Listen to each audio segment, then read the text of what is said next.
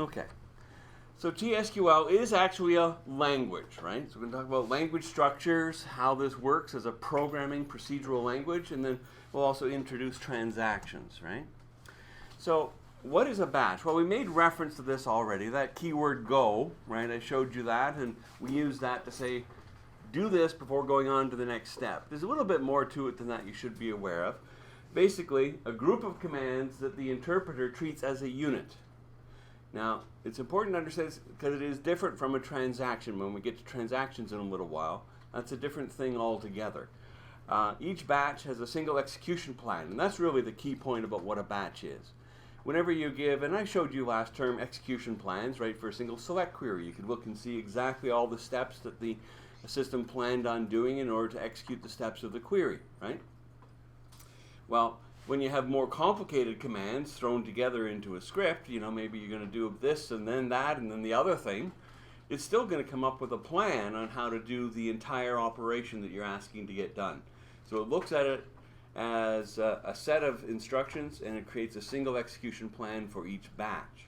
So that's another aspect to be aware of about batches. We use Go to delimit them. So our screen might after a while end up looking something like that, right? Your first batch, a bunch of commands, do this, do that. Go. So that gets sent off to the compiler, okay, it gets interpreted and executed. And then you come back after go, swallow the next group of commands, figure out how you're going to do them, compile it, execute it, and come back. That's all there is to it. So it really instructs it to send it to the interpreter, all the preceding commands, and away you go, right? So let's talk about what happens if things go wrong. Oh, no. You mean things go wrong sometimes? Well, they do for me. Maybe they won't for you. But we should be aware of what can happen in case it comes up. There are really two types of errors when we talk about this. There are compile errors or syntax errors, and then runtime errors. Right? We should be aware of what happens in these two situations. So a compile or syntax error, basically, if we say I got this block of commands, I'm going to send them off to the interpreter, well, it has to look to see if you actually typed a command name, spelled it wrong, or anything like that, any kind of a syntax error. If it finds something, the important point is that nothing in that batch gets executed. Right? It doesn't even try to execute it if there's a single syntax or compile error, because it can't compile it into an execution plan if there's anything wrong. Right? So it does not execute the entire batch. Batch could be, you know, an entire huge long script, right? Screens and screens full of commands, but nothing will actually get executed if there's a single syntax error in there. Runtime errors, on the other hand, okay, so it's already passed the syntax check. Everything is valid in terms of commands, so it sends it off to be interpreted and develop its execution plan. And it says, okay, looks good here, because sometimes until you go to do something, right, you can't anticipate everything that might go wrong. So a runtime error is when it's actually executing and it runs into something it cannot do. It raises an error. You know, perhaps, for example, it could be a referential integrity error. Perhaps you're calling for a delete of a parent record. You don't have that cascade delete option turned on, right? And there's existing child record, so it stops you, right? Oh, well, we can't complete all the steps of this execution plan because we've run into this error. So what happens? Well, here's where it gets really kind of wishy-washy. Don't you like this word? Execution usually stops. Usually, right? Very clear. So you know exactly what's happened, right? Nope, sorry, you don't, right? Usually stops and the rest of the script commands don't execute. So you might be left with the first part is done, complete, right? And the second part, who knows, right? Maybe it happened, maybe it didn't. So it's just not very consistent. For example, a constraint violation in an auto-commit transaction, the rest of the commands will execute. So we'll just skip over that one. Oh, I couldn't delete this parent record. But I'm going to keep on going and do everything else, right? So you only missed one step, the one that raised the error. So it depends on the severity of the error itself. So there's no easy way to tell you.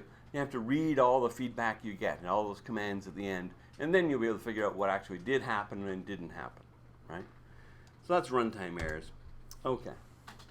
So we'll see that and how that's different from a transaction coming up shortly. But before we can really start writing anything that's more complex than a single create or insert or select, right? You have to understand how this language works as a procedural programming language. Now, one of the things that's common to all programming languages, variables, right? So we'll see that and other things like, basically, back when I went in the early days when we were learning computer programming using punch cards. Anyone ever seen a punch card?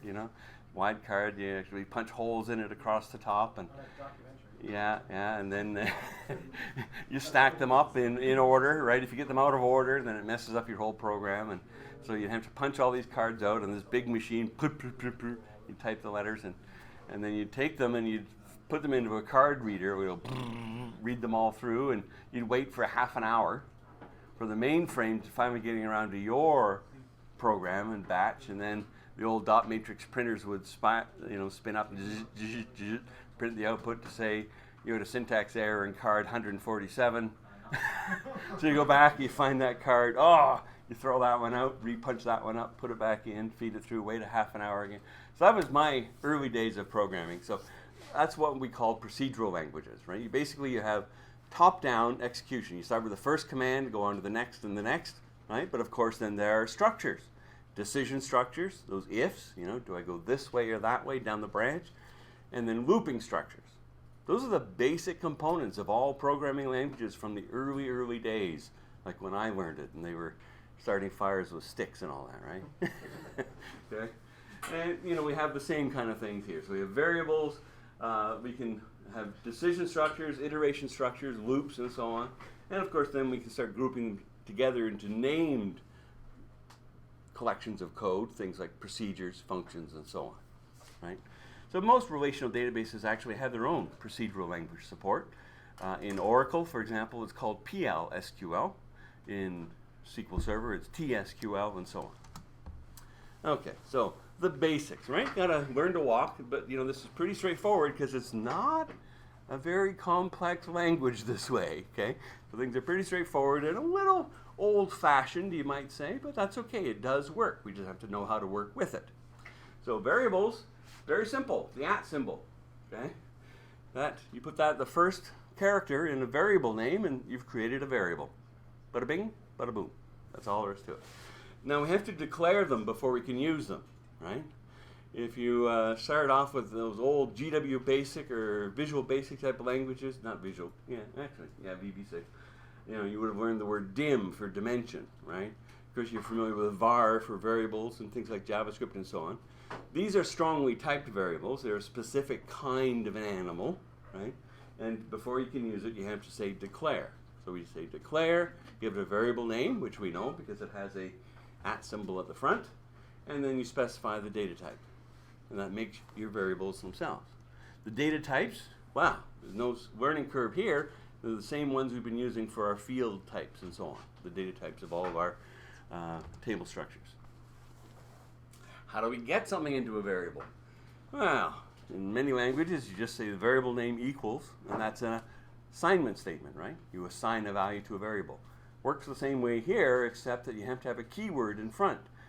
You will probably see me make this mistake. I'll say, how come my code isn't working? And I'll look and say, oh, I forgot to say set. Because you have to actually put a keyword first in the front of an assignment statement. We have two choices. Okay, we can say set. So example, if I declare a few variables up here, all of decimal data types of different sizes, to assign a value into @ subtotal, I have to say set. Then the variable equals the value, and that assigns or stores the information into the variable. Very basic stuff, I know, but we'll get through this quite quickly, right? Do some calculation, some expression, no problem. The system obviously has to be able to handle expressions, this times that plus the other thing. You've used expressions even in your queries, right? Okay, little formulas and so on. And you can do the same thing here. And to assign it in, we just say set, and away you go. By the way, to get a value out, one of the options is just say select, right? And that will show it up in that results grid, and you'll see the answer, or the value, I should really say, stored inside the variable. Now, we have two choices, set, and we can do the same thing with select. Yes, the select keyword is useful for multiple things. One is to actually assign values into variables. Why would we use select? Well, it's actually more flexible in a sense. So So why would you ever use set? I don't know. It's just kind of a thing I tend to do. If I don't have to use select, I tend to, old-fashioned me, I use set. But you could just use select all the time, I suppose. What's the difference? Well, if you use select, you can do this. You can comma separate a series of different variable assignments in one command line. That's basically it. Of course, the other thing about a select, we know that if we want to, we can say from, right? So we can actually be pulling data from database tables and assigning values into variables all in one operation. Just be aware that when you use select that way, when you're assigning values into variables, the select does not actually return a result set.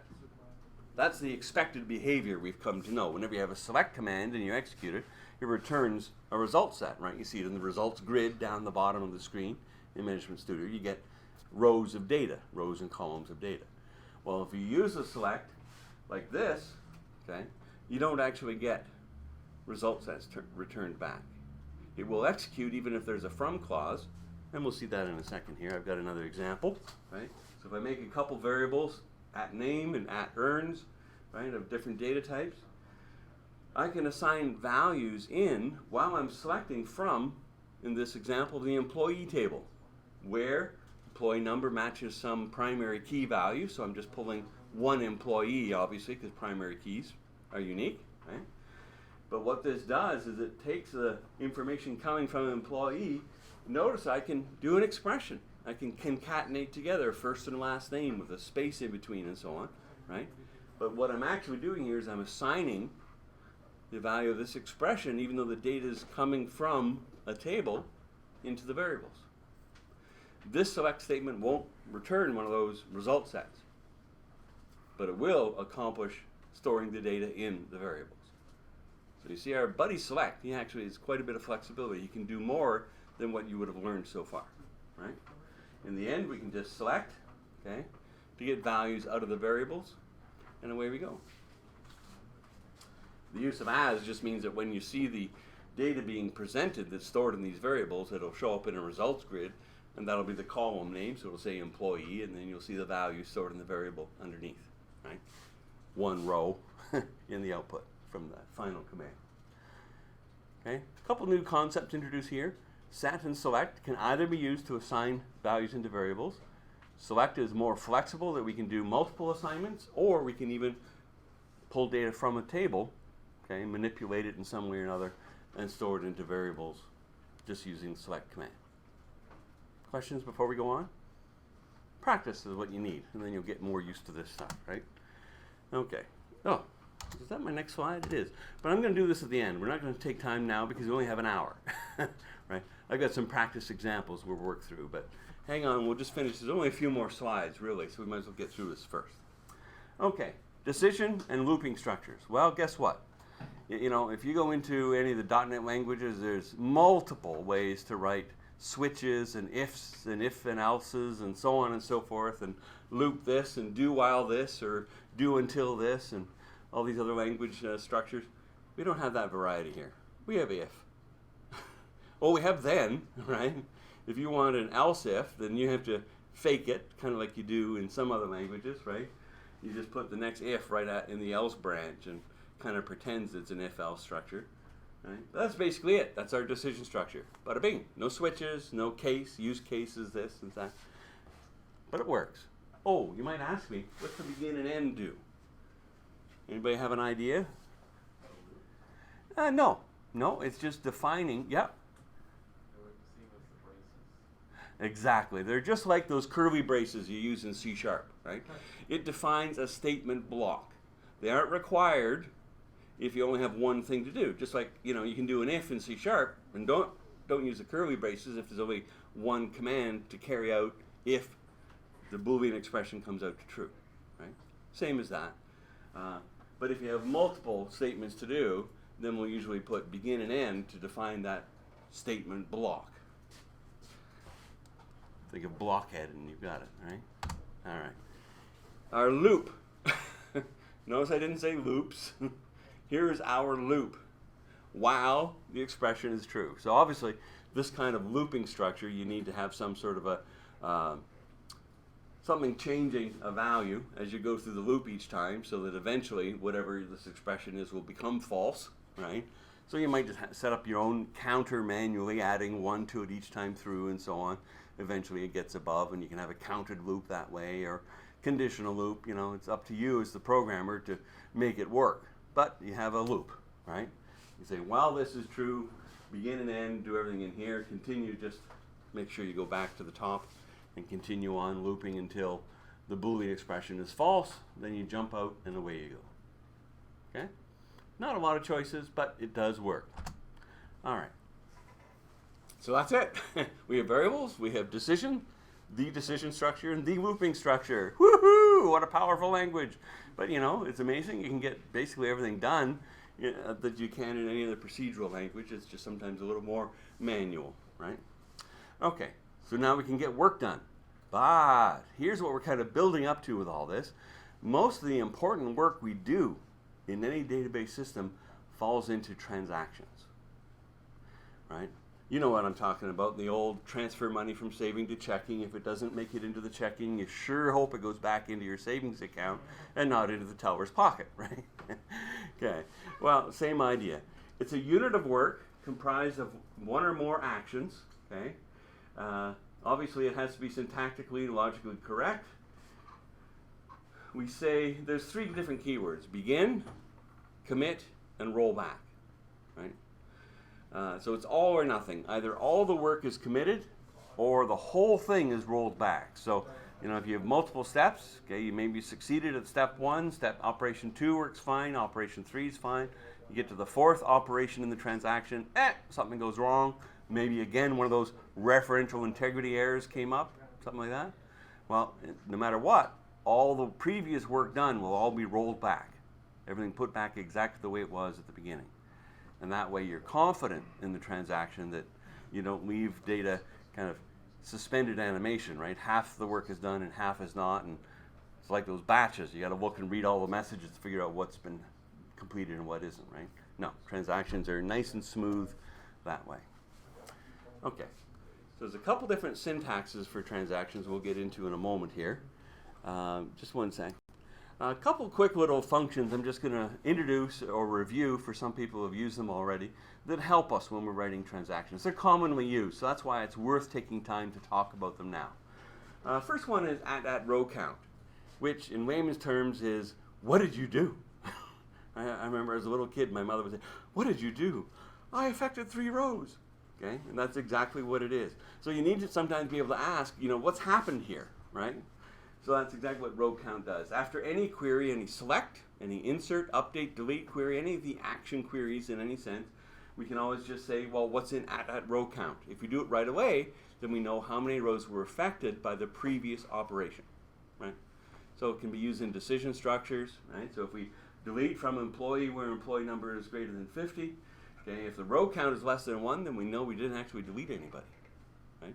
Sure, you're sitting there in front of the screen, you give a command like that, and you can see the results, but if you want to make a decision based on the results, did anything get deleted or not, then this is how you do it in code. At row count is a very good way to say, what did you do? Right? Okay. Oh.